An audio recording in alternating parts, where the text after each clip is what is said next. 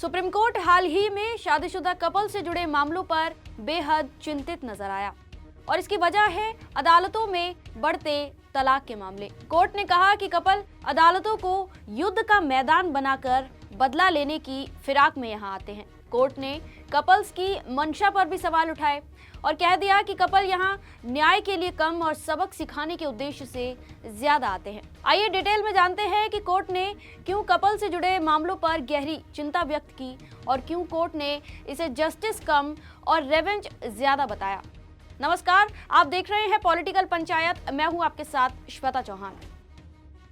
इस पूरे मामले की बात करें तो सुप्रीम कोर्ट ने मंगलवार यानी 20 जनवरी को बढ़ते वैवाहिक मुकदमों पर चिंता जताई और सलाह दी कि कार्रवाई शुरू करने से पहले परिवार के सदस्यों को विवादों को सुलझाने की पूरी कोशिश करनी चाहिए।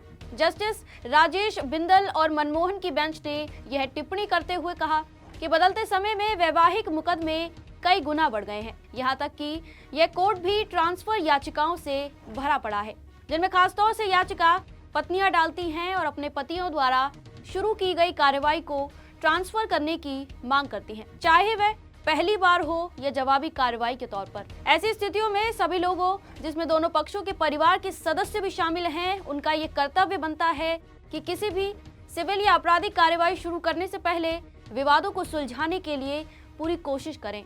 बताते चले कि कोर्ट ने यह टिप्पणी एक ऐसी शादी को खत्म करते हुए की जिसमें पति पत्नी मुश्किल से 65 दिन साथ रहे और महज 65 दिन साथ रहने के बाद दोनों ने एक दूसरे के खिलाफ 40 कानूनी मामले दर्ज कराए थे।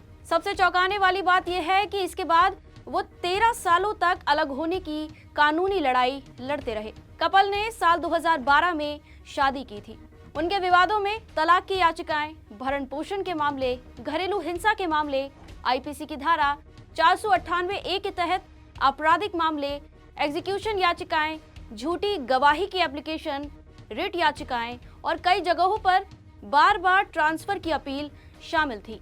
कोर्ट ने हर वैवाहिक असहमति में पुलिस के पास जाने वाली बात की भी खूब आलोचना की। कोर्ट ने कहा कि सबसे पहले पार्टियों को पूरी कोशिश करनी चाहिए और इस प्रक्रिया में जब भी वकीलों से सलाह ली जाए तो उन्हें मुकदमे से पहले सुलह समझौतों के लिए मनाना चाहिए, बल्कि कुछ मामलों में उनकी काउंसलिंग की भी आवश्यकता हो सकती है। कोर्ट ने आगे कहा कि यहाँ तक कि अगर किसी कोर्ट में बीएनएसएस 2023 की धारा 144 के तहत भरण पोषण जैसे मामूली मुद्दों पर या घरेलू हिंसा से महिलाओं की सुरक्षा अधिनियम 2005 की धारा 12 के तहत कोई मामला दायर किया जाता है तो कोर्ट द्वारा सबसे पहले ये कोशिश की जानी चाहिए कि पार्टियों को जवाब दाखिल करने के लिए बुलाने के बजाय सुलह समझौते का रास्ता निकाला जाए, क्योंकि आरोप प्रत्यारोप कभी भी विवाद को और बढ़ा देते हैं।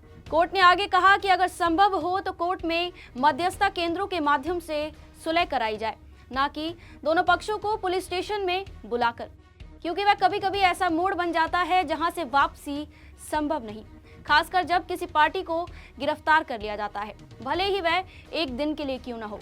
कोर्ट ने अपने फैसलों में आगे कहा कि लड़ने वाले जोड़ों को अदालतों को अपना युद्ध का मैदान बनाकर हिसाब बराबर करने और सिस्टम को जाम करने की इजाजत नहीं दी जा सकती। इस तरह के उलझे हुए मुकदमों से कोर्ट का समय बर्बाद होने पर दुख जताते हुए कोर्ट ने सुझाव दिया कि ऐसे विवादों को कोर्ट में आए बिना ही सुलझाने के लिए मुकदमे से पहले सुलह की संभावना तलाशी जाए।